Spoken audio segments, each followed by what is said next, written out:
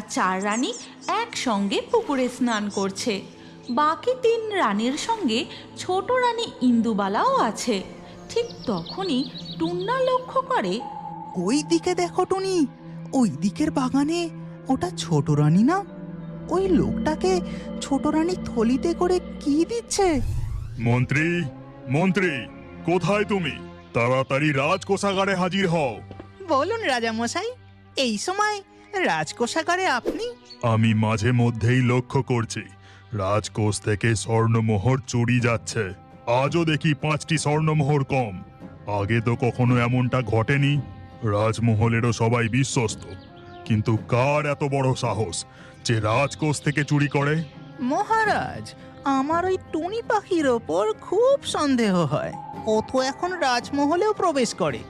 ও ছোট পাখি, তাই অল্প অল্প করে চুরি করছে যাতে না কেউ টের পায়। হ্যাঁ, এই ব্যাপারটা আমার মোটেও সুবিধার মনে হচ্ছে না।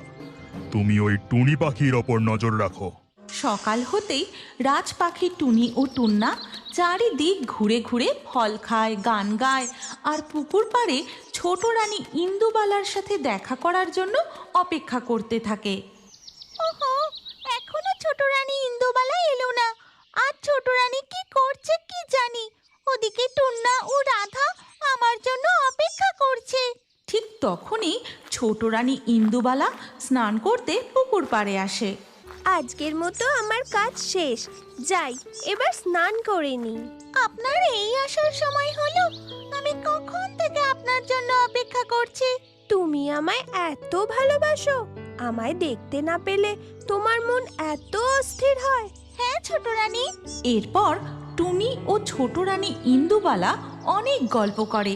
তারপর টুনি যখন তার বাসায় ফেরে, টুনি, এতক্ষণ তুমি কোথায়? ছোট রানী ইন্দুবালার সাথে গল্প করছিলাম। সে কি, আজ তো ছোট রানী অনেক সকালেই বাকি 3 রানীর সাথে এসে স্নান করে গেছে। কি তুমি কি বলছো? ছোট রানী আগেই স্নান করে ফিরে গেছে? তাহলে আমি এখন যার সঙ্গে এত গল্প করে এলাম সে কে? নকল রানী? ঠিক তখনই টুনি ও টুন্নার বাসার কাছে ছোট রানী ইন্দুবালা এসে বলে, টুনি পাখি, খবর শুনেছো? রাজকোষ থেকে স্বর্ণমোহর চুরি যাচ্ছে। তুমি আমার সাথে গল্প করতে, দেখা করতে রাজমহলে আসো, তাই রাজামশাই তোমার উপরে সন্দেহ করছে। কিন্তু ছোট রানী, বিশ্বাস করুন, আমি চুরি করিনি। রাজামশাই খুব রেগে আছেন, তাই আমি তোমাকে সতর্ক করতে এলাম। এখন আমি চলি। টুন্না, আমার কেমন যেন সন্দেহ হচ্ছে। রাজার 4 রানীদের ওপর আমাদের নজর রাখতে হবে। এর পরের দিন সকালে দেখা যায় রাজার 4 রানী একসঙ্গে পুকুরে স্নান করছে। বাকি 3 রানীর সঙ্গে ছোট রানী ইন্দুবালাও আছে। ঠিক তখনই টুন্না লক্ষ্য করে, ওই দিকে দেখো টুনি, ওই দিকের বাগানে ওটা ছোট রানী না? ওই লোকটাকে ছোট রানী থলিতে করে কি দিচ্ছে? কিন্তু ছোট রানী তো এখানেও স্নান করছে। চলো তাড়াতাড়ি আমরা কাছে গিয়ে দেখি। টুনি ও টুন্না উড়ে গিয়ে সেখানে এক গাছে বসে আর দেখে, এ কি, এই যে দেখি সেই দিনের ওই জমির ওই লোকটা যে আমাদের কোদাল দিয়েছিল। তার মানে এ নিশ্চয় নকল রানী। কিন্তু ছোট রানীর ছদ্মবেশে এটাই বা কে? ছোট রানীর ছদ্মবেশে চোর মহলেই লুকিয়ে থাকে আর চুরি করে।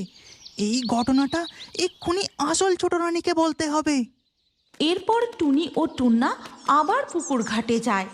3 রানী স্নান সেরে মহলে ফিরে গেলে, ছোট রানী, চোর আপনার ছদ্মবেশে রাজমহলে লুকিয়ে আছে। আমার কথা মন দিয়ে শুনুন। এরপর টুনি পাখি ছোট রানীকে সেই দিনের সমস্ত ঘটনা খুলে বলতে থাকে। ভোলা, চল, অনেক বেলা হলো, এবার রাজা মশাইয়ের জমিতে হাল টানতে যেতে হবে। ঠিক তখনই রাধা জোরে জোরে ডাক দেয়, চলো টুনি, রাজকর্মচারী ভোলা আর রাধাকে নিয়ে আজ কুসুমপুর গ্রামের দিকে রওনা দিয়েছে। এবার আমরাও যাই, চলো। এরপর টুনি ও টুন্না উড়তে উড়তে কুসুমপুর গ্রামের জমিতে পৌঁছায়। তারপর তারা রাধা আর ভোলার পিঠের ওপর বসে। হট হট হর্র, হট হট। রাজকর্মচারী জমিতে হাল টানতে থাকে। এমন সময় হঠাৎ তাদের লাঙল যেন কিছুতে একটা আটকা পড়ে, আর এগোতেই চায় না। রাধা ও ভোলা গরু তাদের শক্তি দিয়ে টেনেও লাঙলটিকে এগিয়ে নিয়ে যেতে পারে না। হট হট হর্র, হট হট। রাধা, ভোলা, তোরা আরো জোরে টান।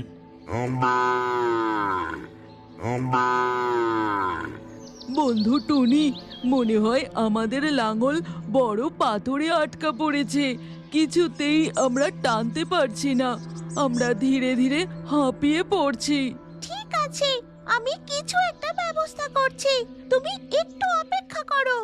হট হট হর্র, হট হট। এ তো মহা সর্বনাশ হলো দেখছি। এত জোর লাগিয়েও নাঙল এখান থেকে বেরোচ্ছে না। সময়ের মধ্যে পুরো জমিটা হাল টানতে না পারলে যে। ওদিকে টুনি ও টুন্না পাশের জমিতে এক চাষি দম্পতির কাছে উড়ে যায় আর তাদের গিয়ে বলে, চাষি ভাই, ও চাষি ভাই, তোমাদের কোদালটা একবার দেবে গো? দেখো না, রাজার লাঙল জমির মাঝে আটকা পড়েছে, কিছুতেই বেরোচ্ছে না। হ্যাঁ হ্যাঁ, অবশ্যই দেব, কেন দেব না? না না, দেওয়া যাবে না। রাজার তো গরু আছে, লাঙল আছে, কিন্তু আমাদের এই কোদালটুকুই সম্বল। এটা যদি তোমরা ভেঙে ফেলো তাহলে আমরা আর চাষ করতে পারবো না। না না, ও কোদাল দেওয়া যাবে না। ও চাষির বউ, তোমাদের কোদাল ভাঙবে না গো, গর্ত খুঁড়ে লাঙলটা বের করে আবার তোমাদের ফিরিয়ে দেব। আচ্ছা বেশ, তবে নিয়ে যাও আমাদের কোদাল। এরপর টুনি রাজকর্মচারীকে ডাক দেয়। রাজকর্মচারী চাষি দম্পতির থেকে কোদালটি নিয়ে গিয়ে লাঙলের পাশে গর্ত করতে থাকে। হেইয়া হেইয়া হেইয়া হেইয়া। লাঙলটি বের করার জন্য গর্ত করতে করতে এমন সময় মাটির ভেতর থেকে বেরিয়ে আসে একটি স্বর্ণমোহরে ভরা সিন্দুক। হে ভগবান, এ আমি কি দেখছি? এই যে জমির মধ্যে স্বর্ণমোহরের সিন্ধুক। রাজকর্মচারীর এই কথা শুনে সেই চাষি দম্পতি ছুটে আসে আর বলে, আমাদের কোদাল দিয়ে মাটি খুঁড়ে এই স্বর্ণমোহরের বাক্স পাওয়া গেছে, এর অংশ আমাদেরও দিতে হবে। অসম্ভব, রাজা কৃষ্ণচন্দ্রের জমিতে এই মোহর পাওয়া গেছে, এই সম্পত্তি রাজার। এরপর সেই স্বর্ণমোহরের সিন্দুক নিয়ে গিয়ে রাজা কৃষ্ণচন্দ্রের কোষাগারে রেখে দেওয়া হয়। আর এই সমস্ত ঘটনা শুনে ছোট রানী ইন্দুবালা বলে, বলো কি, তার মানে ওই কৃষকের বউ আমার ছদ্মবেশে? না না, এ আমি মেনে নেব না, এ মহা অন্যায়। আমি এক্ষুনি মহারাজকে গিয়ে সব বলবো। এরপর ছোট রানী ইন্দুবালা ও টুনি পাখি রাজকক্ষে গিয়ে দেখে নকল ছোট রানী রাজার সেবা করছে। মহারাজ, এদিকে দেখুন, আমি আসল ছোট রানী, ও ছদ্মবেশী, আর ওই রাজকোষ থেকে আমার ছদ্মবেশে চুরি করছে। এ আমি কি দেখছি? দুটো ছোট রানী? না মহারাজ, আমি আসল ছোট রানী, ও ছদ্মবেশ ধরে আপনাকে মিথ্যে কথা বলছে। দুই রানীর কথা শুনে মহারাজ ভীষণ দ্বন্দ্বে পড়ে যান। কে আসল ছোট রানী তা চিনতেই পারেন না। ভালোই ভালোই বলো, কে ছদ্মবেশী? না হলে আমি। রাজা মশাই, আমি আসল ছোট রানী, আমি তো আপনার সব থেকে প্রিয় রানী, তাও আপনি চিনতে পারছেন না। কে আসল রানী কে নকল রানী এই নিয়ে রাজামশাই খুবই চিন্তিত। ঠিক সেই সময় বাইরে থেকে একটি ডাক ভেসে আসে। নমিতা, ও নমিতা। হ্যাঁ গো, বলো। এই রে সর্বনাশ! ঠিক তখনই নকল ছোট রানী মানে নমিতার স্বামীকে এক প্রহরী রাজসভার ভিতরে নিয়ে আসে। সঙ্গে টুন্নাও আসে। ক্ষমা করে দিন মহারাজ, আপনার পায়ে পড়ি। আপনার জমি থেকে পাওয়া স্বর্ণমোহরের লোভ সামলাতে না পেরে আমরা এই কাজ করেছি। আপনার রাজকর্মচারী আমাদের কোদাল ব্যবহার করে গর্ত খুঁড়ে সিন্দুক বের করেছিল, তাই আমরা কিছু স্বর্ণমোহর চেয়েছিলাম, কিন্তু এই কাজ করা আমাদের মহা অপরাধ হয়েছে। ক্ষমা করুন মহারাজ। লোভ, চুরি করা মহাপাপ। তোমরা অন্যায় তো করেছ, কিন্তু আমি তোমাদের এবারের মতো ক্ষমা করে দিলাম।